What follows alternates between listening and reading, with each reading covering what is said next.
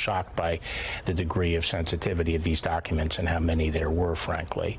If even half of it is true, then he's toast. I mean, it's a very detailed indictment, and it's very, very damning. And this idea of presenting Trump as a victim here, a victim of a witch hunt, is ridiculous.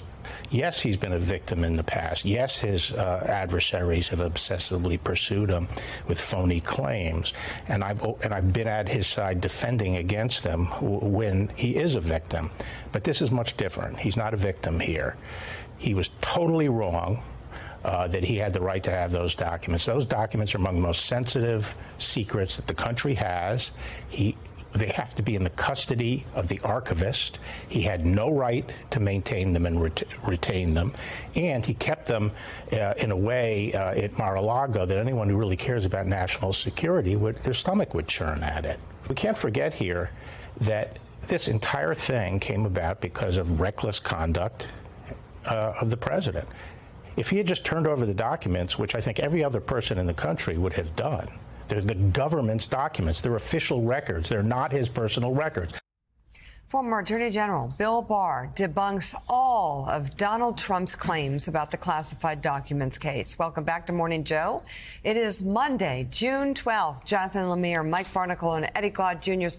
are still with us. And joining the conversation we have columnist for the Daily Beast, David Rothkopf, and Washington correspondent for the New York Times, Michael Schmidt, and associate professor in global politics at University College London, Brian Klausik. So, David Rothkopf, I'm going to say something that we haven't said around here often, but it seems that former Attorney General Barr agrees with you completely. This is not a case about documents. This is a case about national security. And as Barr said over the weekend, this isn't even close.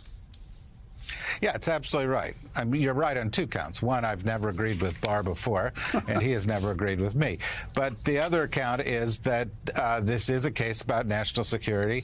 And, you know, Jack Smith was very canny in the way that he presented this in the indictment.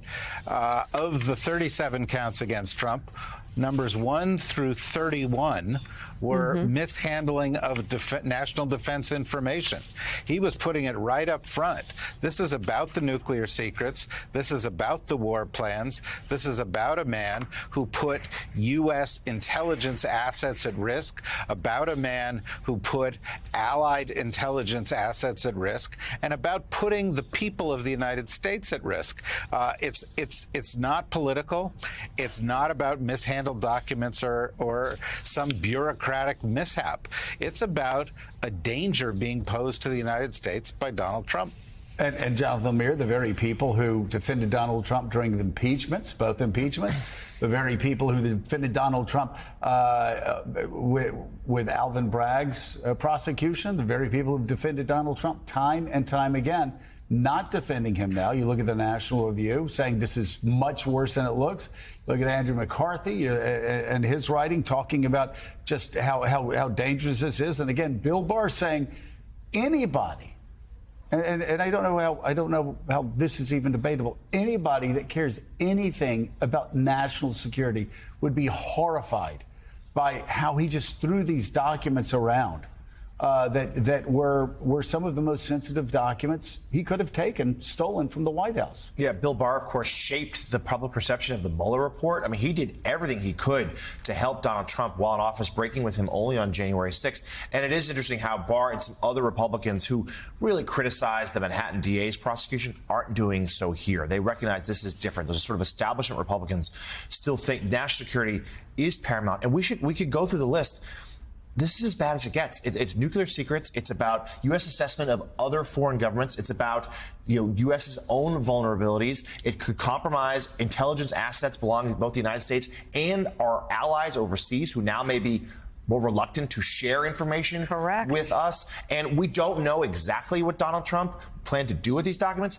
Doesn't matter. The possession itself was a crime, and we saw that he stored them in the ballrooms and bathrooms of Mar-a-Lago, which shows just the blatant disregard for national security, which Barr was hitting at there. Well, and Mike, a long history. Donald Trump has a long history of not giving a damn about national security. His first meeting, obviously, in the White House, He's with the Russian foreign minister. He's with the Russian ambassador to the United States. And what does he do? He reveals national security secrets that actually put sources in danger. Yeah, that's true. That's a great moment in presidential history, is it not? Yeah. Within the first few hours that he's president of the United States, he's given the country away to the Russian ambassador in the Oval Office. Should have been a bad sign. You know, Michael Schmidt, you've covered this tragedy, actually, for quite some time now. And I'm wondering what your thoughts are on one important element in this case, and in every criminal case, actually, from stolen cars to the national security documents down at Mar-a-Lago. The issue of intent. Why do you figure Republicans don't understand the issue of intent? They talk about Biden has these secret documents, Hillary Clinton had these secret documents, but intent is key, is it not? Yeah, but you're implying that the facts here are what drives their behavior and their perspective. I mean, the intent is caught on tape. Correct. It's when very he blatant. says to his aide, you know, I could have declassified this when I was president, but I can't declassify it now, so we've got a problem. When you look at that document, I don't think that intent is one of the soft spots of that material. But what you saw in the reaction was a similar reaction that his base and his allies have had to other things, where they immediately run to his defense, say outlandish, offensive, and at times violent things about how they should respond to it, and they sort of move forward. This has never been a base that was driven by the facts or by the law or by the reality of the moment. It was driven by the affinity to a party of one in Trump. Mm-hmm. So I don't ever think it was about the facts. Jack Smith could have had an indictment 2 times stronger than this. It wouldn't have made a difference. Yeah, it wouldn't have made a difference. And Brian, that's what obviously we've been sorting through this morning, the fact that you have a guy that stole nuclear secrets, a guy that stole secrets, talking about war plans, talking about America's vulnerabilities, talking about the vulnerabilities and capabilities of other countries, the sort of things that, again, were reserved for just key critical national security players in the U.S. government. He took them. He lied to the FBI. He didn't return them. He admitted on tape that he wasn't supposed to have them, admitted on tape that he couldn't declassify, you name it. He admitted everything. It all is laid out there in documents. And yet you have a portion of the Republican Party, including people that are running for president of the United States, who are saying, well, this is much ado about nothing. This is a political witch hunt. How much worse does it get?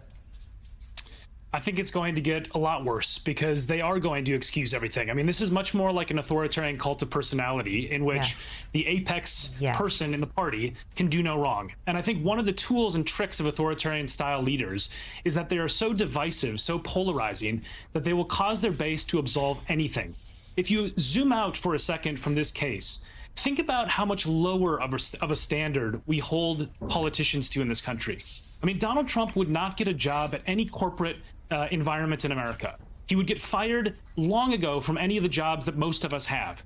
And yet he's running to be reelected after egregiously showing he is completely unfit for the job. And this aspect of our democracy, where we hold people in power to a lower standard, is something we need to fix if we're going to shore up our democracy from the threats that people like Donald Trump pose to it.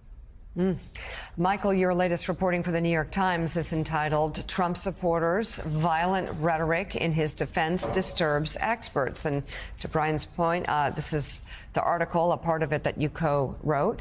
It says this: the federal indictment of former President Donald Trump has unleashed a wave of calls by his supporters for violence and an uprising to defend him, disturbing observers and raising concerns of a dangerous atmosphere ahead of his court appearance in Miami on Tuesday.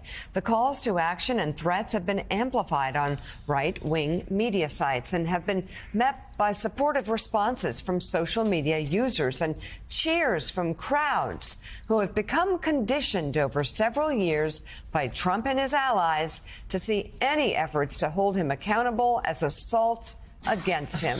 Experts on political violence warn that attacks against people or institutions become more likely when elected officials or prominent media figures are able to issue threats or calls for violence with impunity. Political violence experts say that even if aggressive language by high-profile individuals does not directly end in physical harm, it creates a dangerous atmosphere in which the idea of violence becomes more accepted, especially if such rhetoric is left unchecked. Well, my God. How far back can we go in the Trump presidency? And you give Start examples. with Charlottesville. I mean, you give examples. I mean, an eye for an eye, coming from a member of Congress. You have Kari Lake talking about you have Trump saying fight. We've reached a war phase. People talking about civil war. This is, I mean, again, you've got a member of Congress openly invoking violence. There was a conservative commentator who singled out, if they could commit violence and it was legal, what they would do to the chairman of the Joint Chiefs of Staff, Milley, someone that Trump perceives as one of his enemies and someone who is sort of a character or, potentially a witness in the documents investigation. So they would go and also and kill Biden? I was, in this Trump story, it's hard to be shocked. But when we sort of took a look at this on Saturday into Sunday, I was shocked and surprised, and I said, we have to do something about this. We have to write about it. It's all that sometimes that we can do is just call attention to it. But I said, we said to each other, we said, this is very similar to what you saw in the lead up to January 6th. We talked to the lead investigator for the January 6th investigation. He said, look, people at the Capitol, when they came in and testified, said, we showed up because Donald Trump told us to be there. Another expert that we talked to said the fact that there's been little accountability for politicians who have said this creates little deterrent to this type of behavior. They don't think twice about doing it because there have been no political or legal consequences for what they have done.